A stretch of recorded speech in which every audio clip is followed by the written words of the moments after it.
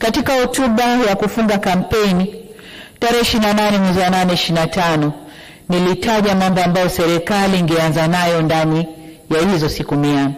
Tuliahidi kutoa ajira kwa fani za sekta ya afya na elimu.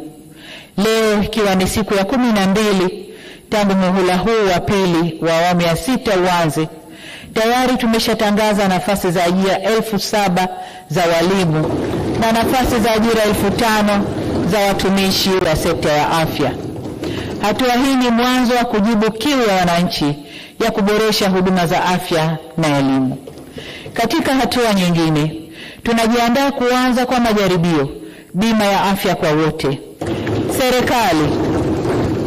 Serikali itakuja kwenu waheshimiwa wabunge na mapendekezo ya namna ya kufanikisha majaribio hayo. Na niwaombe muyaunge mkono mapendekezo hayo ambayo yatakuwa mwanzo wa mageuzi katika upatikanaji wa huduma bora za afya kwa watu wote nchini. Tunadhamiria kuviunganisha vituo vya huduma za afya kidijitali na kuhakikisha vinakuwa na vifaa na huduma za viwango stahiki kwa kila ngazi husika. Tunakusudia kuweka viwango vinavyofanana ili watumiaji wa bima ya afya mjini na vijijini wawe na huduma zinazolingana.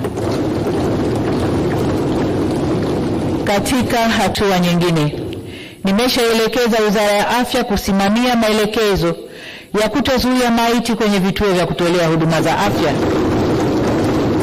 wakati familia zikiendelea na taratibu za kulipa deni la matibabu kwa njia zinazolinda utu wao.